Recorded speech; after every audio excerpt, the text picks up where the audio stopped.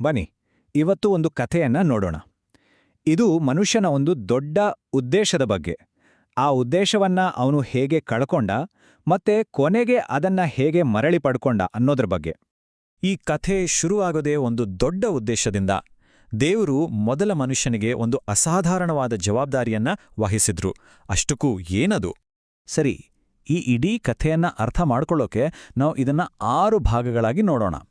ಮೊದಲನೆಗೆ ಆ ಮೂಲ ಉದ್ದೇಶ ಏನಿತ್ತು ಅನ್ನೋದ್ರಿಂದ ಶುರುವಾಗಿ, ಆಮೇಲೆ ಅಧಿಕಾರ ಕಳೆದುಕೊಂಡಿದ್ದು, ಮತ್ತು ಕೊನೆಗೆ ಒಂದು ಹೊಸ ಆರಂಭ ಆಗೋವರೆಗೂ ಈ ಪಯಣ ಹೇಗೆ ಸಾಗುತ್ತೆ ಅಂತ ನೋಡೋಣ.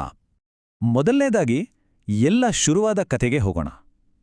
ದೇವರು ಆದಾಮ್ಗೆ ಅಂದ್ರೆ ಮನುಕುಲದ ಮೊದಲ ಪ್ರತಿನಿಧಿಗೆ ಕೊಟ್ಟಿದ್ದ ಆ ಅಧಿಕಾರವಾದ್ರೂ ಎಂಥದ್ದು? ಇದರ ಹಿಂದಿನ ಮುಖ್ಯವಾದ ಐಡಿಯಾ ಏನು ಅಂದ್ರೆ, ಮನುಷ್ಯನನ್ನ ನೇಮಿಸಿದ್ದು ದೇವರ ಪರವಾಗಿ ಈ ಇಡೀ ಭೂಮಿಯನ್ನ ಆಳೋದಕ್ಕೆ ಅಷ್ಟೇ. ನೋಡಿ, ಇದು ಎಷ್ಟು ಸ್ಪಷ್ಟವಾಗಿ ಬೈಬಲ್ನಲ್ಲಿ ಹೇಳಿದೆ ಅನ್ನೋದನ್ನ ನಾವು ಗಮನಿಸಬೇಕು. ಇದು ಸುಮ್ಮನೆ ಒಂದು ಸಲಹೆ ಆಗಿರಲಿಲ್ಲ, ಇದು ನೇರವಾದ ಆದೇಶ. ಭೂಮಿಯ ಮೇಲೆ ಅಧಿಕಾರ ನಡೆಸಿ ಅಂತ. ಇಲ್ಲಿ ಈ ಮೇಲ್ವಿಚಾರಣೆ ಅನ್ನೋ ಪದ ಇದೆಯಲ್ಲ, ಇದು ತುಂಬಾ ಮುಖ್ಯ. ಇದರ ಅರ್ಥ ಏನು ಅಂದ್ರೆ, ಆದಾಮ್ನಿಗೆ ಕೊಟ್ಟ ಅಧಿಕಾರ ಅವನ ಸ್ವಂತದಾಗಿರ್ಲಿಲ್ಲ, ಅವನು ಈ ಭೂಮಿಯ ಓನರ್ ಆಗಿರ್ಲಿಲ್ಲ. ಬದಲಿಗೆ ದೇವರ ಪರವಾಗಿ ಎಲ್ಲವನ್ನೂ ನೋಡಿಕೊಳ್ಳೋ ಒಬ್ಬ ಮ್ಯಾನೇಜರ್ ತರ ಇದ್ದ. ಆದ್ರೆ ಇಷ್ಟು ಚೆನ್ನಾಗಿದ್ದ ಈ ವ್ಯವಸ್ಥೆ ಹಾಗೇನೆ ಮುಂದುವರಿಯಲಿಲ್ಲ. ಒಂದು ದೊಡ್ಡ ದುರಂತ ನಡೆತು. ಅಲ್ಲಿಂದ ಎಲ್ಲವೂ ತಲೆಕೆಳಗಾಯ್ತು. ಏನಾಯ್ತು ಅಂತ ನೋಡೋಣ ಬನ್ನಿ. ದೇವರ ಮಾತನ್ನ ಕೇಳದೇ ಇದ್ದ ಕಾರಣ ಆದಾಮ್ ಪಾಪದ ಗುಲಾಮನಾದ. ಇದರ ಜೊತೆಗೆ ಅವನಿಗೆ ಕೊಟ್ಟಿದ್ದ ಆ ದೊಡ್ಡ ಅಧಿಕಾರವನ್ನೂ ಕಳುಕೊಂಡ. ನೋಡಿ, ಇಲ್ಲಿ ಸೈತಾನನ ಮಾತು ಎಷ್ಟು ಕ್ಲಿಯರ್ ಆಗಿದೆ. ಅವನು ಹೇಳ್ತಾನೆ, ಈ ಎಲ್ಲ ಅಧಿಕಾರ ನನಗೇ ಸೇರಿದ್ದು, ಯಾಕಂದ್ರೆ ಇದನ್ನ ನನಗೇ ಒಪ್ಪಿಸಿಕೊಡಲಾಗಿದೆ ಅಂತ. ಅಂದ್ರೆ ಆದಾಮನ ಸೋಲಿನಿಂದ ಈ ಅಧಿಕಾರ ನೇರವಾಗಿ ತನ್ನ ಕೈಗೆ ಬಂತು ಅಂತ ಅವನು ಕ್ಲೇಮ್ ಮಾಡ್ತಿದ್ದಾನೆ. ಇದರ ಎಫೆಕ್ಟ್ ಏನಾಯ್ತು ಅಂದ್ರೆ, ಇಡೀ ಸೃಷ್ಟಿಲೋಕವೇ ಒಂದು ರೀತಿ ವ್ಯರ್ಥವಾಗಿ ನಾಶದ ದಾರಿಗೆ ಬಿದ್ದುಹೋಯಿತು. ಅಂದ್ರೆ ಬರೀ ಮನುಷ್ಯ ಮಾತ್ರ ಅಲ್ಲ, ಇಡೀ ಸೃಷ್ಟಿಯೇ ಈ ಸೋಲಿನ ನೋವನ್ನ ಅನುಭವಿಸಿತು. ಒಂದು ರೀತಿ ಇಡೀ ಸೃಷ್ಟಿ ತನ್ನ ಬಿಡುಗಡೆಗಾಗಿ ಕಾಯ್ತಾ ನರಳೋಕೆ ಶುರು ಮಾಡ್ತು.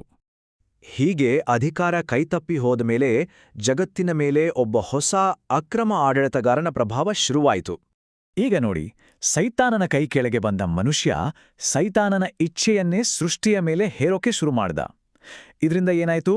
ಬಲಿಷ್ಠರು ದುರ್ಬಲರನ್ನ ತುಳಿಯುವ ಒಂದು ಅರಾಜಕತೆಯ ಆಡಳಿತ ಶುರುವಾಯಿತು.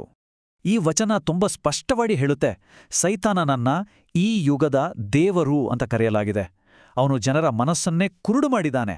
ಅದಕ್ಕೆ ಅವರಿಗೆ ಸತ್ಯ ಕಾಣಿಸ್ತಾ ಇಲ್ಲ. ಆದ್ರೆ ಕಥೆ ಇಲ್ಲಿಗೆ ಮುಗಿಲಿಂದ. ಈ ಸೋಲನ್ನೇ ಗೆಲುವಾಗಿ ಬದಲಾಯಿಸೋಕೆ ಒಂದು ದೈವಿಕ ಯೋಜನೆ ಸಿದ್ಧವಾಗಿತ್ತು. ಇಲ್ನೋಡಿ, ಎಂಥ ಅದ್ಭುತವಾದ ಕಂಪ್ಯಾರಿಸನ್. ಒಂದು ಕಡೆ ಸೋತ್ಹೋದ ಮೊದಲ ಆದಾಮ್, ಇನ್ನೊಂದು ಕಡೆ ಗೆದ್ದು ಬಂದ ಕೊನೆಯ ಆದಾಮ್ ಅಂದ್ರೆ ಯೇಸುಕ್ರಿಸ್ತ.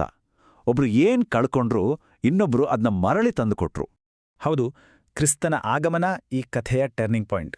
ಹಾಳಾಗಿದ್ದನ್ನ ಸರಿಮಾಡಕ್ ಬಂದವನಾತ.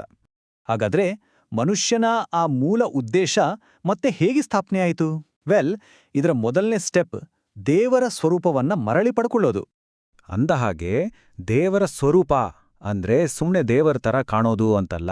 ಅದರ ಅರ್ಥ ದೇವರ ಹೃದಯವನ್ನ, ಅವರ ಉದ್ದೇಶವನ್ನ ಪ್ರತಿನಿಧಿಸೋದು. ಅಂದ್ರೆ ದೇವರ ಮಕ್ಕಳಾಗಿ, ಆತನ ವಧುವಾಗಿ, ಆತನಿಗಾಗಿ ಸಾಕ್ಷಿಗಳಾಗಿ, ಹೀಗೆ ಬೇರೆ ಬೇರೆ ಪಾತ್ರಗಳ ಮೂಲಕ ದೇವರನ್ನ ಜಗತ್ತಿಗೆ ತೋರಿಸೋದು. ನೋಡಿ, ಈ ಬದಲಾವಣೆ ಏನಿದೆ, ಇದು ಒಂದೇ ದಿನದಲ್ಲಿ ಆಗುವ ಮ್ಯಾಜಿಕ್ ಅಲ್ಲ. ಇದೊಂದು ಪ್ರಾಸೆಸ್. ಕ್ರಿಸ್ತ ಶಿಲುಬೆ ಮೇಲೆ ಶುರು ಮಾಡಿದ್ದನ್ನ ಪವಿತ್ರಾತ್ಮ ನಮ್ಮೊಳಗೆ ಮುಂದುವರಿಸ್ತಾನೆ. ಹಂತ ಹಂತವಾಗಿ ನಮ್ಮನ್ನ ಮತ್ತೆ ಮೊದಲಿನ ಸ್ಥಿತಿಗೆ ತರ್ತಾನೆ.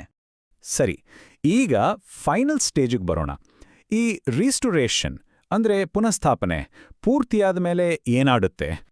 ದೇವರ ಸ್ವರೂಪದಲ್ಲಿ ಮತ್ತೆ ಹುಟ್ಟಿ ಪವಿತ್ರಾತ್ಮನಿಂದ ತುಂಬಿದ ಮನುಷ್ಯರು ಈಗ ಆದಿಕಾಂಡದಲ್ಲಿ ಕೊಟ್ಟಿದ್ದ ಆ ಮೂಲ ಆದೇಶವನ್ನ ಪೂರೈಸಬಲ್ಲರು. ಆದರೆ ಈ ಸಲ ಅವರ ಸ್ವಂತ ಬಲದಿಂದಲ್ಲ, ಬದಲಿಗೆ ದೇವರ ಆತ್ಮಿಕ ಶಕ್ತಿಯಿಂದ. ನೋಡಿ, ಇಲ್ಲಿ ಗೆಲುವಿನ ಸೀಕ್ರೆಟ್ ಇದೆ.